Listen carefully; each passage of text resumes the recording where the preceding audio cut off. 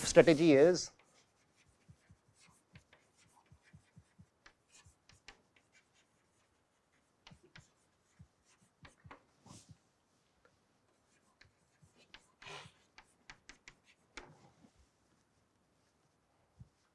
we want to understand this in terms of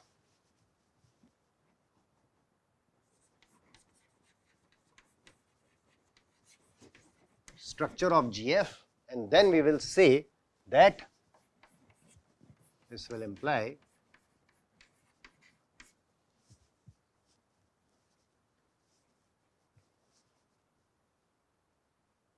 okay. So what does it mean that degree of f is n?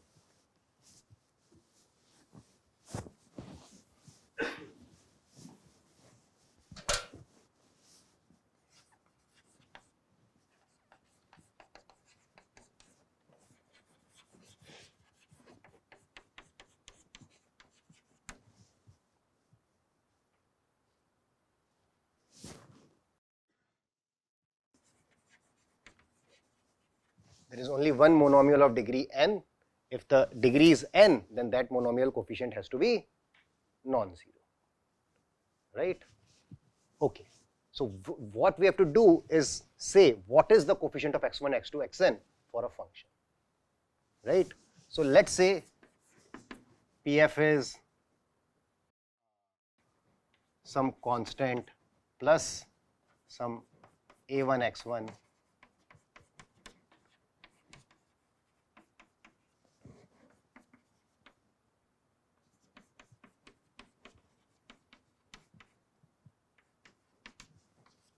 sorry, I should say x1, x2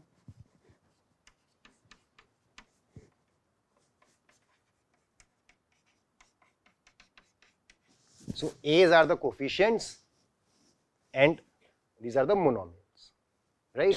What are your monomials? These are some xi1, xi2, xik, right? Other way to say it is you pick a subset of n, those are the xi's you are picking. So A of s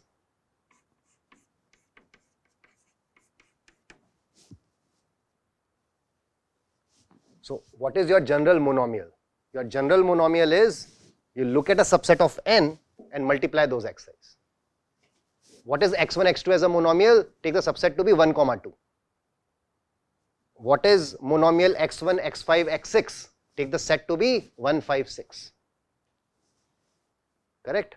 So there is a monomial corresponding to a subset, there is a coefficient corresponding to the subset. That is my PF.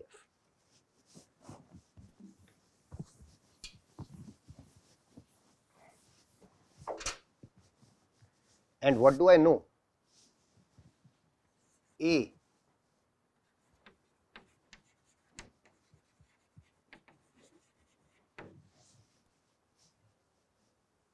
correct? Why is this true? Why is this true?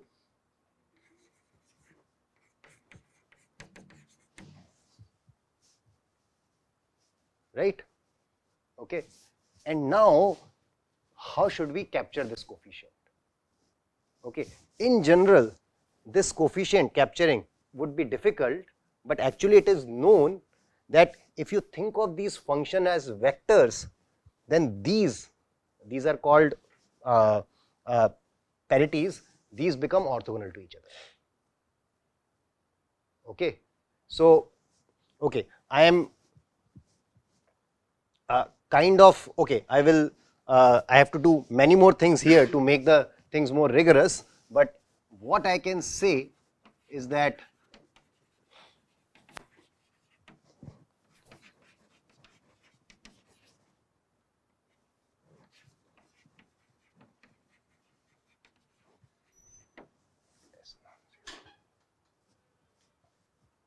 okay, so I have to go into the domain where these things will become orthogonal to each other, right? And if I have an orthogonal representation, if V is equal to A1 V1 plus AN Vn,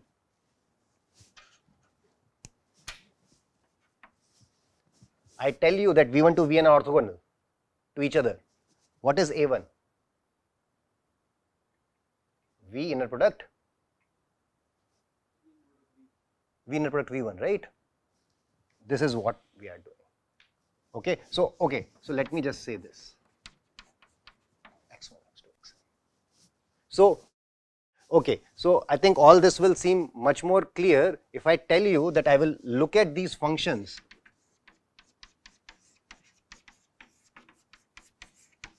in this domain.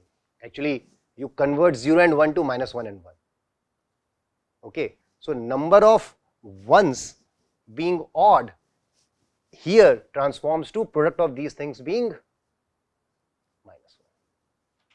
So the parity function in this domain is x1, x2, x. So you write all this in this domain, and then you can capture an using this inner product.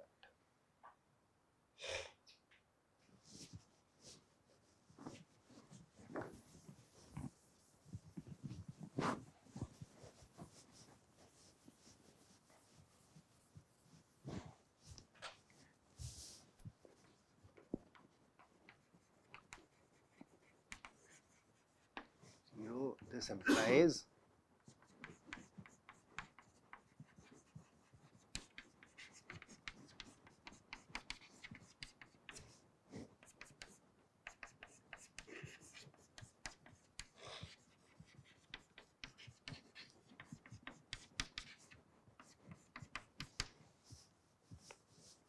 okay, I am looking at this parity inner product F.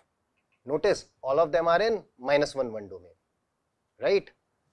So this summation, when inner product, this entry will be 1 if the value is equal and -1 if the value is not equal. So every x where this is equal, this will contribute 1 to this inner product.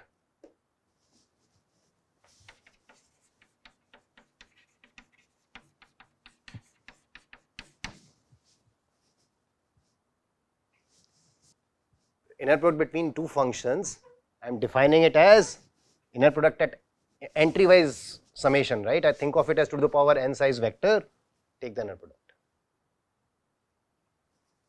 right?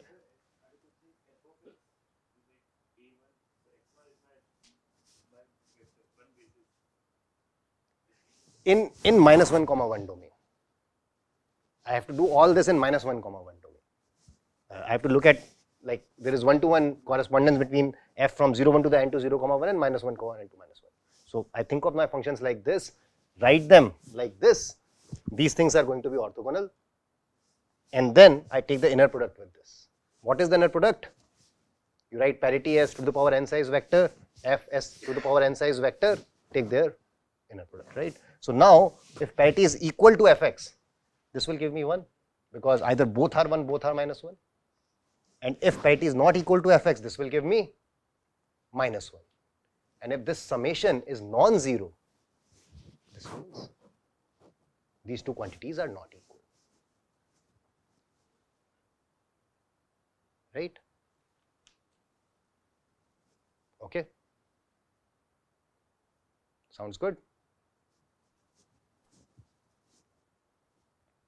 Fine. So this is the information we will take from degree f not equal to n, and we will now look at our structure of GF, right?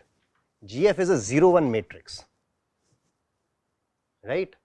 Does this remind you of something? A 0-1 matrix is also the adjacency matrix of a graph, right? So once again, GF, I can think of this as a graph also. I have all my inputs, and when is there an edge?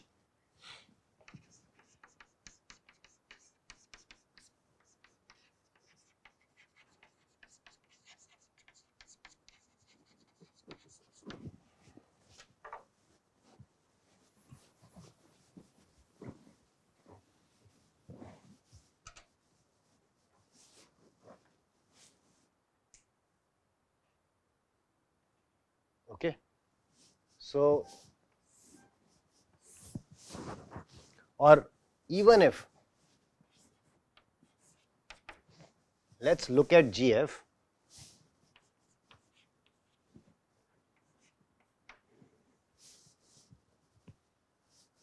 Let's call it, okay, places where parity agrees with fx, I will call V0. Places where parity x does not equal fx, I will call it V1. Okay, these are the set of vertices where, or set of inputs where these values are equal. This is the set of vertices where the value is not equal.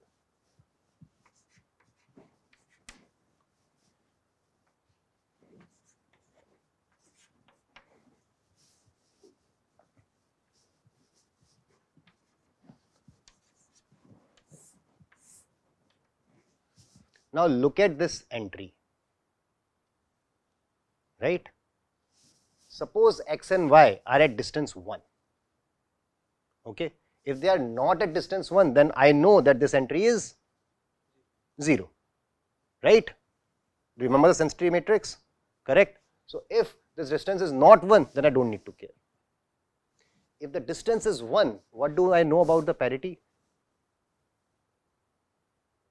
We did this.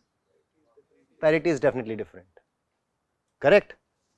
That means if one vertex is in V0 and one vertex is in V1, fx is definitely equal to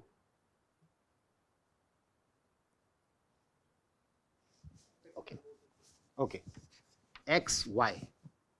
Yes, good. So x and y, I know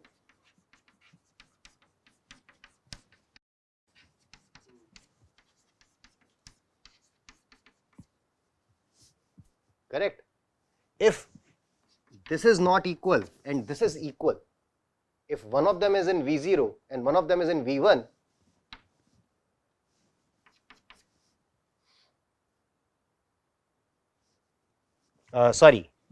equal, right? What does this tell me about this matrix now? If I write it as V0, V1, V0, V1, what is this block?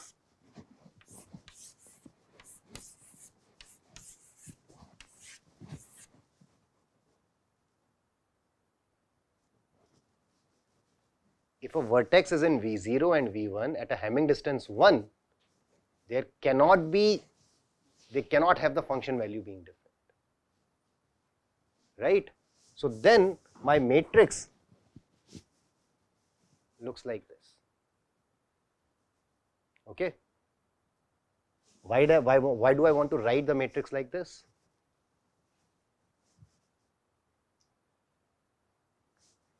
What do I know about the biggest, what do I know about the eigenvalues of GF? If the matrix looks like this, what are the eigenvalues of GF?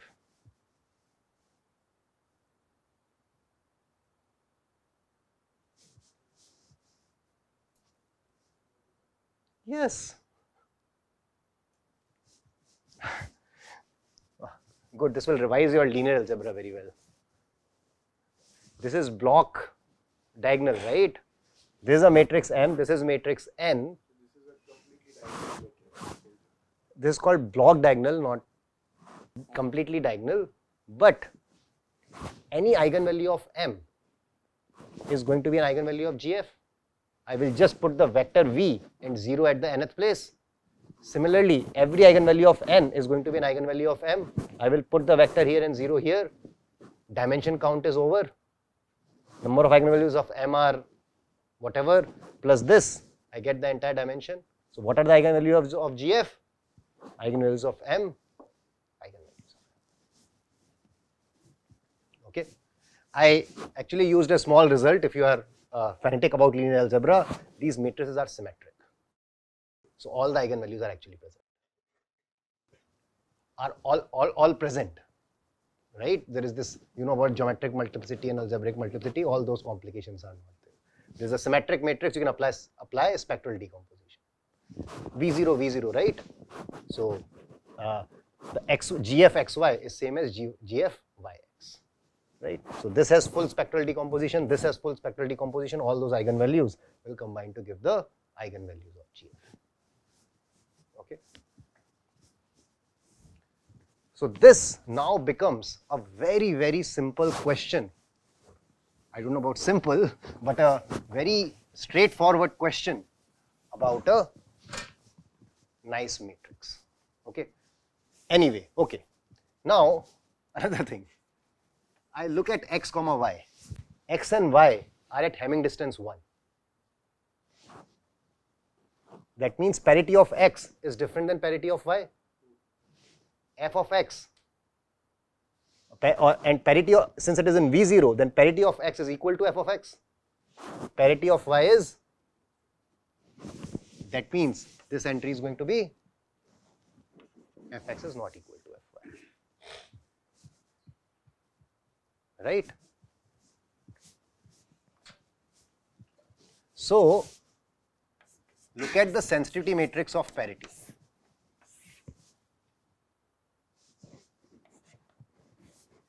Write it in this order.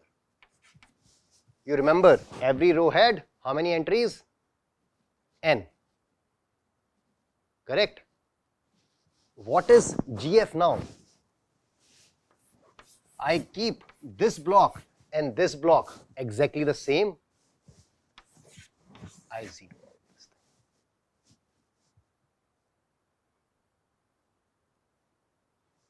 Because if V0 and V1 were there, if they were at Hamming distance 1, definitely fx is equal to fy. If Hamming distance was 1 here, definitely fx is not equal to fy. Right? So your matrix GF, how do you obtain from the parity matrix? Take this, just reorder according to the function values, keep this same, zero out everything here.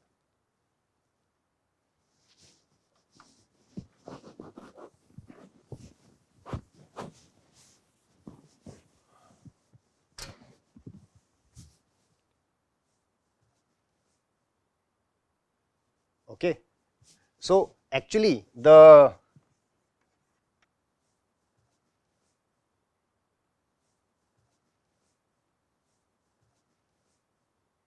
G of parity, this is actually what we call Boolean hypercube. This is basically saying two inputs have an edge between them if they are at Hamming distance 1. Okay. So for dimension 2, 0, 0, 0, 1,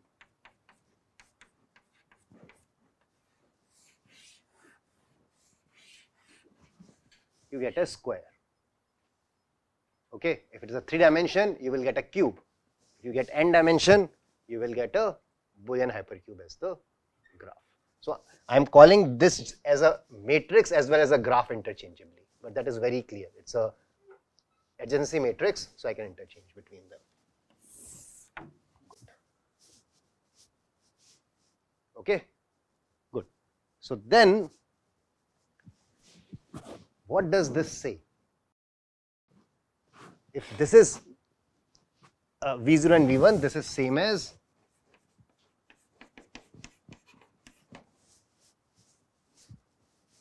not equal to V1.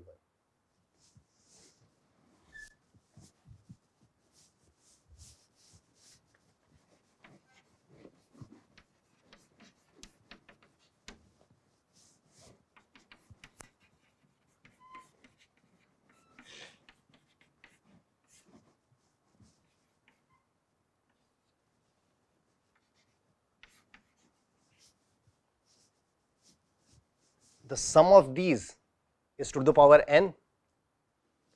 If they are not equal, then at least one of them has to be bigger than 2 to the power n. Simple math, right? There is nothing complicated here, right? Right? Okay, good. So max of this is, so now what we want to prove is that either V0 or V1 has an eigenvalue bigger than root n. Correct? what are the eigenvalues of GF? Eigenvalues of M, eigenvalues of N, right? So what I am going to show is that the result will say you look at G parity or Boolean hypercube, any to the power n minus 1 plus 1 submatrix, or I should say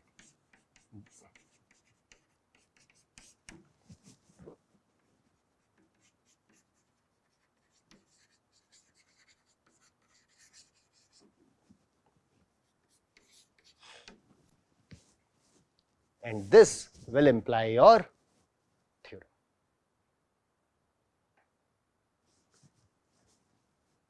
So suppose I know this G parity, this matrix, any such matrix will have eigenvalue greater than root n, right?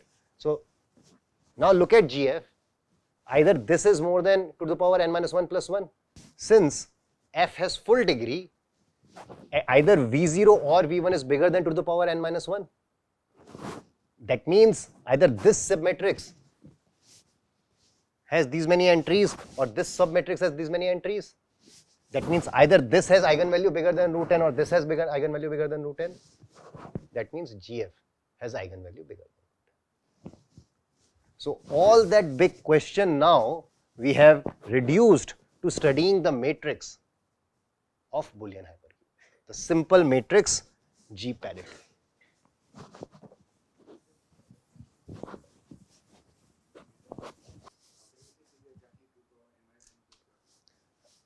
If that has, if M has, then it will have a submatrix of to the power n minus 1 plus 1. So the eigenvalue of that will be bigger than root n. Then the eigenvalue of, if you take a submatrix, the eigenvalue can only become smaller. So I can pick any to the power n minus 1 plus 1 submatrix here of M, the eigenvalue is bigger than root n. The eigenvalue of M is bigger than root n, eigenvalue of GF is bigger. Right? So yes, ideally I should write it for any dimension which is bigger than to the power n minus 1. But if you take a submatrix, the eigenvalues only decrease. So it is enough to show for this particular case. Clear? Is this the submatrix thing clear? Why submatrix? So now I can obviously, you choose any arbitrary to the power n minus 1 plus 1. If this dimension is bigger than, let's say it is to the power n minus 1 plus 2. Ignore the first coefficient. Look at the matrix. That has eigenvalue bigger than root n. The entire matrix has bigger than root n. Right? So then the theorem is, let's say G. I will not write G parity. You remember this matrix? This is 1 if and only if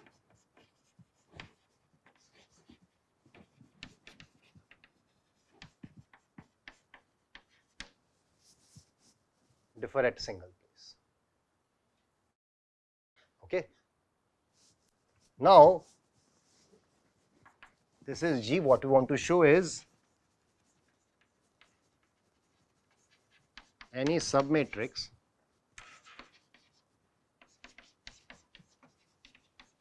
of this size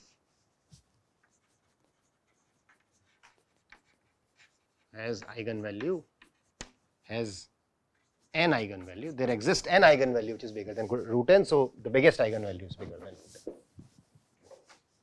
Now we have forgotten about polynomials, we have forgotten about graphs and everything. This is a basic matrix analysis question.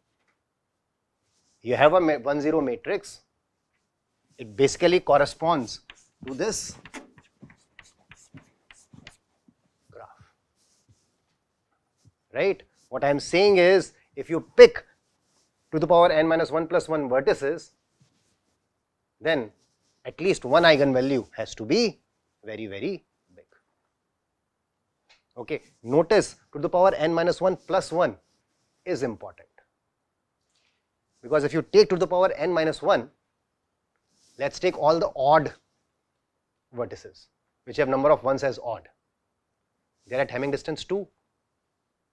None of them are connected. So this thing, the submatrix will be entirely 0. You see, if you don't have this plus 1, then clearly this is incorrect, because I can take all even vertices and all odd vertices. There is no edge inside odd vertices, there is no edge inside even vertices. Even means number of ones are even, correct? So that means for that submatrix, my eigenvalues will be all 0. My matrix will be all 0. So I need this plus 1. Okay. So again, I am not saying we know how to prove it, but at least we have converted it into a linear algebra question. Previously there were Boolean functions involved, polynomials involved, graphs involved. We have taken away all these. There is a simple matrix, it has some structure. Can we prove something about its submatrices? Okay. And actually the answer comes from what I told Divyansh just now. Okay. So again, I will not prove this, but this is called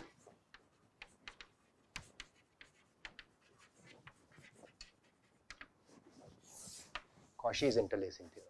Okay. What is Cauchy's interlacing theorem? You have a matrix A which is n by n. Okay, don't worry about the name. Name seems very, very difficult. Let's look at a simple, what the statement is saying, right? I have a matrix n. Let's say B is an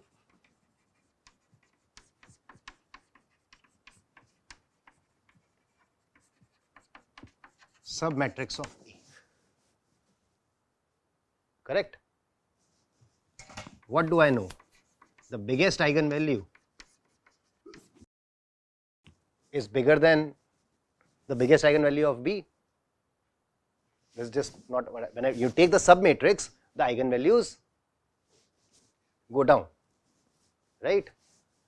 Can I say this is bigger than this? Obviously not. It could strictly decrease. But you can actually show this.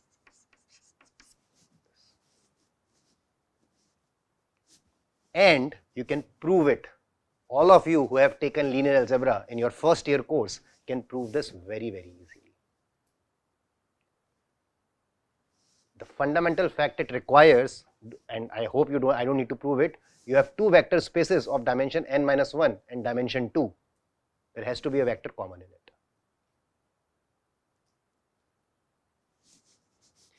If you took the vector space corresponding to lambda 1 and lambda 2, the eigenvectors lambda 1 and lambda 2, that is dimension 2. All the eigenvalues of B, it's an n minus 1 cross n minus 1 matrix. All the eigenvalues, this is dimension n minus 1. There has to be an eigenvector which is common. Sorry, there has to be a vector which is common. For that vector, the value will be bigger than minimum of lambda 1, lambda 2.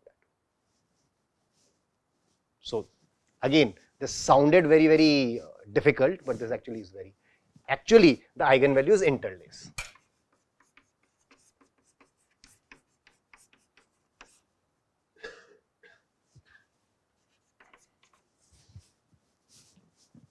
This is good to know in spite of you being not interested in quantum or in this course, right? This is a very, very nice theorem. Okay, and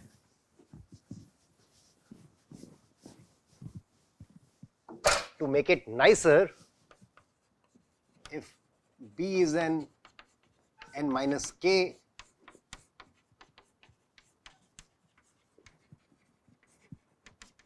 cross n minus k submatrix, correct, then what would you guess? Lambda 1 of B will be greater than, yes,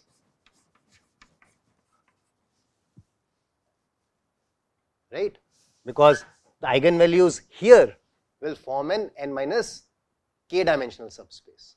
I think k plus 1, right, and 1, 2, 3, k plus 1 will make k plus 1 dimensional subspace. So n minus k plus 1 is more than n, have to have the vector common.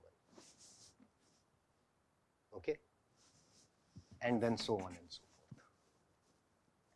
But this is very, very important. This sounds great here. If I can show that the lambda 2n minus 1 plus 1 eigenvalue, or how should I say it, lambda 2n minus 1 minus 1 eigenvalue is bigger than root n, then I am done. See, now what do I know? Any submatrix of this size have to have eigenvalue bigger than root n. Call this B. So what do I know? Lambda 1 of B is bigger than lambda to the power n minus 1 of G. It's a submatrix, right? Same, k equal to the power n minus 1 or whatever, right? So again, plus 1 minus 1 you can do here.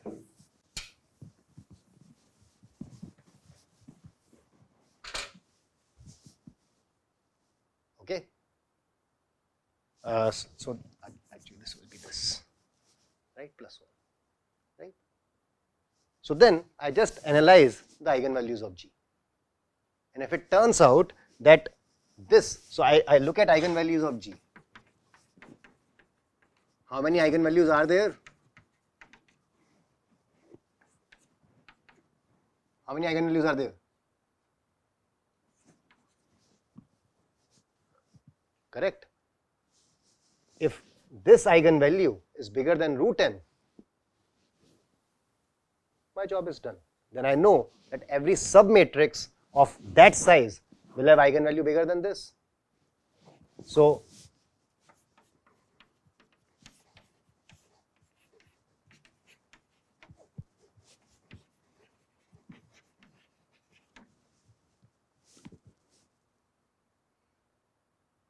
okay, if the universe was perfect and I could leave you on time, this would be true. You can actually calculate these. This is again something which is a high school calculation. You can, given this matrix, this is a very clear matrix which I have given you, right? At Hamming distance, when I am putting in 1, you can try to analyze its eigenvalues. This eigenvalue will actually be close to 0. Okay, the eigenvalues are, if you look at these eigenvalues, they come out to be n minus 2, n minus 4, this 1/0 depending on n is even or odd, minus 1/2 again depending on whether the eigenvalues are even or odd, so on, okay, and this with multiplicity 1, this with multiplicity n, choose 1, again this with multiplicity 1. Okay, and I am not saying you should be able to get this, but I am saying this is some question which you know even a computer can do. You can feed this matrix and ask what are the eigenvalues and eigenvectors, right? And you can check the pattern and you will see this pattern. But the problem here is that if you look at this, you know half point falls here. If you look at the sum of these entries, 1 plus n choose 1, n choose 2, n choose 3, n choose n, what is the sum? 2 to the n. Where is the half point? At n choose n by 2, right? After n choose n by 2, before n choose n by 2, the number of entries are same.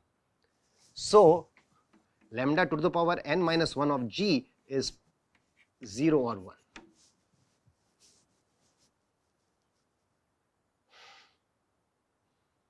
Universe is not perfect. We need to make more work. You cannot leave on time. Okay. So actually the trick to make this work is very nice, but I will tell you the trick, okay, how to make that trick work. If you are interested, and if there is no class here, I can continue, otherwise, and whoever is interested can. This will not definitely be part of answer, okay, but this is clear, right? You have this nice Boolean hypercube matrix, you want to show that to the power n minus 1 plus 1 submatrix has to have high eigenvalue. It would have been proved if the eigenvalues of this G were nicer. Okay.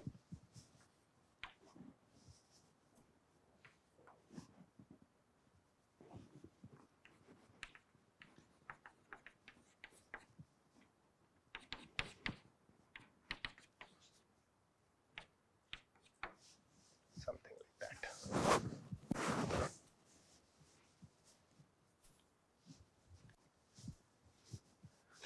Okay. I wanted to show that the to the power n minus 1 plus 1 submatrix has high eigenvalues, right? And what do you know? G is a 0, 1 matrix. There's a trick which is studied which is called signing of G. What it does is instead of having 0, 1 values, it does minus 1, 1.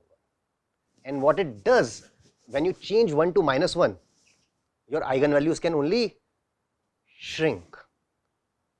They flatten down. So, okay, you have a positive matrix. If you make one entry negative, the biggest eigenvalue decreases. This you can show.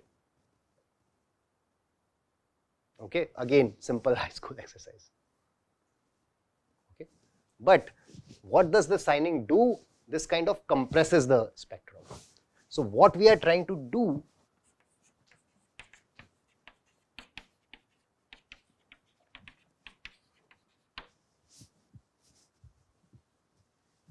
is, so there is a signing of G, let's call it G prime, okay, whose eigenvalues, half of them are root n, half of them are minus root n. Okay, if this happens, now let's say the submatrix here was B, submatrix here was B prime. What have I done? I have taken G, at some place I have put plus 1 minus 1. That means at B, wherever I put minus 1 in G, I will put a minus 1 in B. That would be B prime. So what do I know?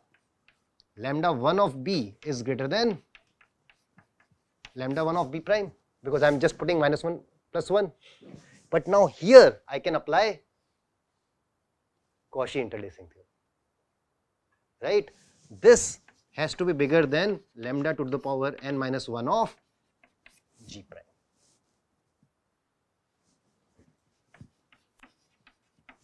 Which is going to be root n. Okay. So now we need a signing of G such that this happens. Okay. This is basically saying that I need a G prime such that G prime square is n times identity.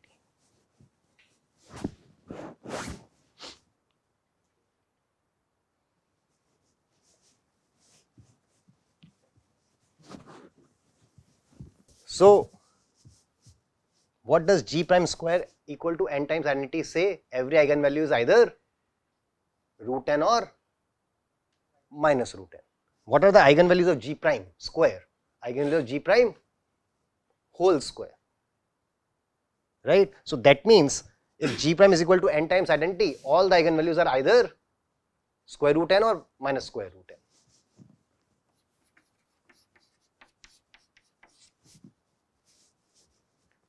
These two mean my eigenvalues look like this.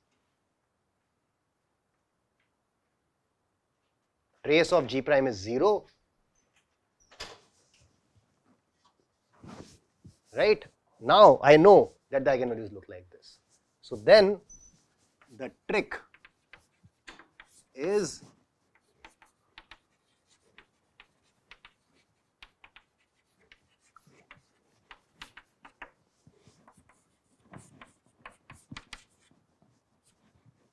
and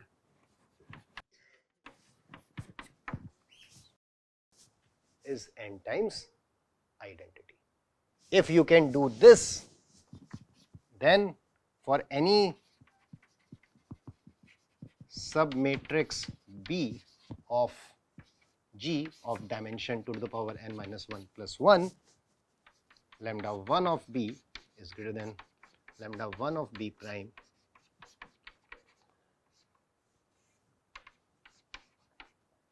G prime, which was our target. Okay. And again, this might seem hard, but I can tell you this in 5 minutes. And if you want, you can try this on your own. So this is a very, very simple. G is a matrix which you know, right, completely. It's a adjacency matrix of Boolean hypercube. You have to give all the edges plus 1 or minus 1. Remember, your matrix has to remain symmetric. Okay, so every edge you are assigning plus 1 or minus 1 such that this condition happens. By the way, this is automatic, right? You look at G, so this is automatic. This is your worry. Okay, so this shows that every big submatrix has eigenvalue greater than root n. This implies that if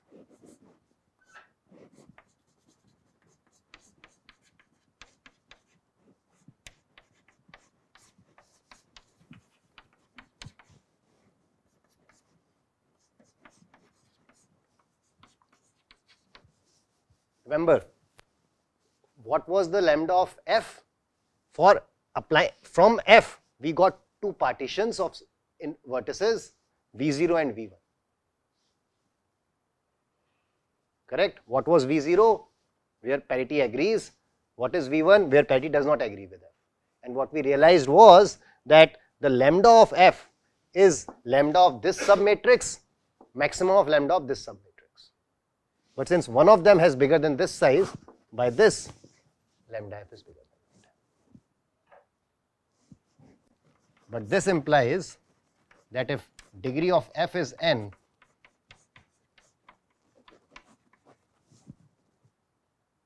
because this will be bigger if degree of f is n. And then this implies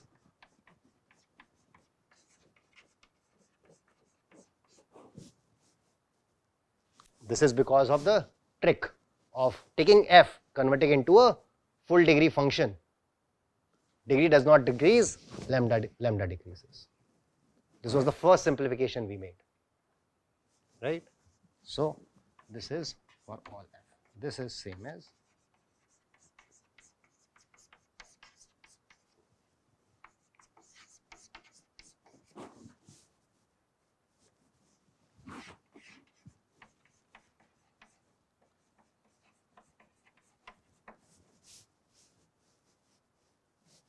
so this is the big result, Huang's result.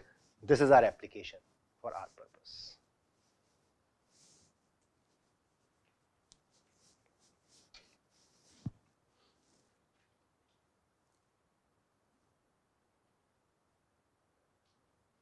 Thank you.